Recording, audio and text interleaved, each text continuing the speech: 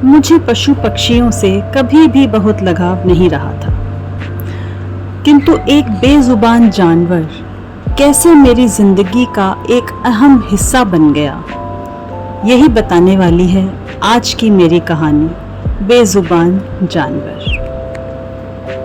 जब जब घर में कोई पशु या पक्षी आता तो मैं उसके लिए पानी जरूर रखती, दाना भी डालती थी, पर उन्हें पालूं ऐसी इच्छा कभी मन में नहीं आई।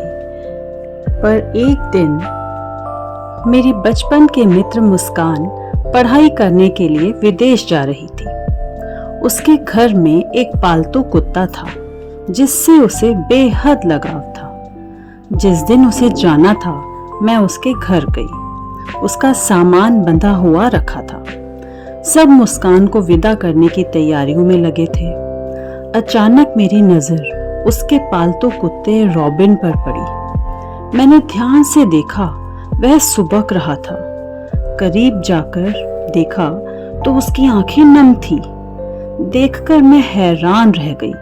मुस्कान ने बताया कि इसने 2 दिन से कुछ नहीं खाया है। जब सामान बांध रहे थे तो कभी मेरी चप्पल लेकर आता था तो कभी मेरा तौलिया, मानो कह रहा हो कि कुछ भूल मत जाना। और अब जाने का समय आया है तो रो रहा है। यह देखकर मेरी आंखें आंसुओं से भर गई। मुस्कान को चिंता थी कि उसके जाने के बाद इसे कौन संभालेगा। मैंने उसकी चिंता दूर करते हुए कहा, इसे मैं अपने साथ लेकर जाऊंगी। मुझे विश्वास था कि मैं रॉबिन के लिए मुस्कान की कमी पूरी कर पाऊंगी। उस दिन जो मैं उसे अपने साथ लाई, आज 6 वर्ष हो गए। मैं कभी उसे छोड़कर कहीं नहीं गई। बहुत से मित्र जीवन में आए और गए, पर इस बेजुबान जानवर से ज्यादा प्रेम मैंने किसी से नहीं पाया। उसकी बढ़ती हुई उम्र और अस्वस्थता मुझे बार बार सूचित करती हैं कि वह जल्दी ही मुझे छोड़कर जाने वाला है।